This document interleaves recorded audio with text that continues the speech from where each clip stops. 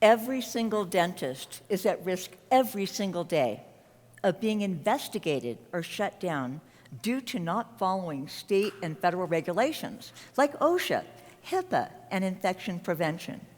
Well, now, while you might feel confident about your practice, a survey conducted and published in JADA indicates that dentists fall short when it comes to infection control and following CDC recommendations. As a certified speaking professional, I've conducted over 1,500 presentations over the last 16 years on how to comply with these complex regulations. My audience members report 3 things when they get back to their practice. 1, they have more confidence. 2, they can immediately implement an action plan. And 3, they can provide every single patient with a safe and secure visit every single time. Dentists who are being investigated, facing citation fees, fines, and settlement matters will call me and ask for assistance on how they might be able to resolve their compliance issues. Here's 7 questions to ask yourself before you find yourself under the magnifying glass. Question number 1. Do you have an up-to-date OSHA program with an OSHA manual that's personalized for your practice? Have you distributed and collected all the required documentation and record-keeping forms? Have you offered your team the hepatitis B vaccination? If they decline, did you remember to get their declination in writing? If you don't have an up-to-date OSHA program, there's many resources that are available. You can go to the OSHA website, you can go to ADA and purchase their products, and then the Organization for Safety of Sepsis and Prevention has a wonderful kit that you can use to bring your office into compliance with an appropriate OSHA program. And if you need some hands-on assistance, you can hire a consultant like myself. Question number 2, do I conduct background checks on potential candidates for hire? Do I collect continuing education certificates, CPR certificates, and X-ray certificates? And do I know that the people that work for me have licenses that are current and up to date? Question number 3, do I provide all the appropriate and required personal protective equipment? And do my employees wear the proper PPE for the task? Am I following OSHA regulations for laundering and maintaining protective attire? Question number 4, are we exhibiting proper hand hygiene procedures? Do we spend enough time washing? Do we always wash our hands before and after glove use? And do we unknowingly touch items, potentially causing cross-contamination? Centers for Disease Control recently launched a campaign called Clean Hands Count.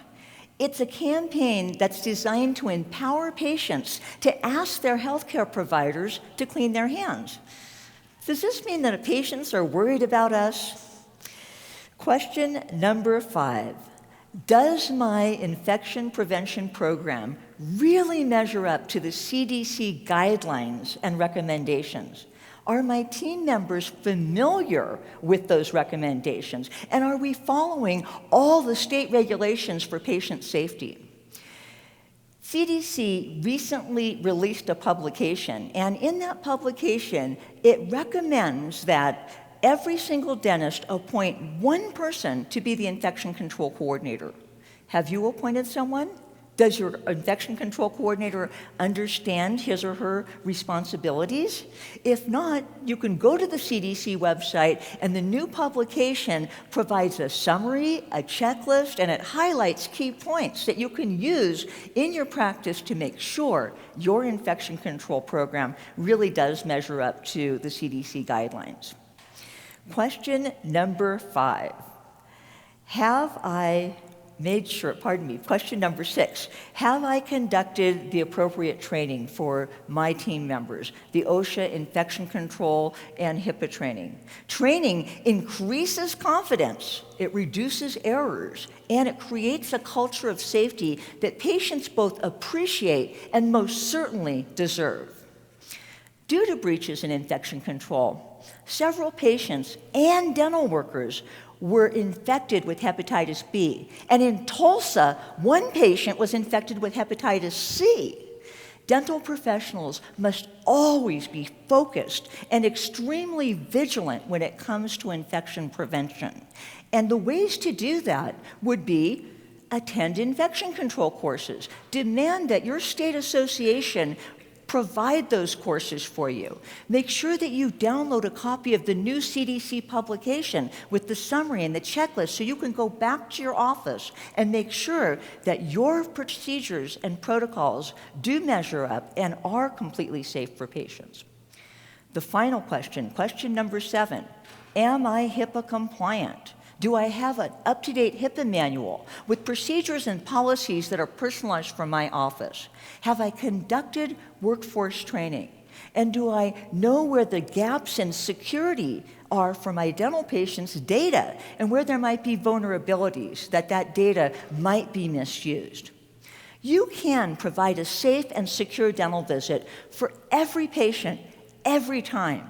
The resources are certainly available. But if you need help, call me. Because when I'm not out rescuing and training horses, I rescue and train dental professionals.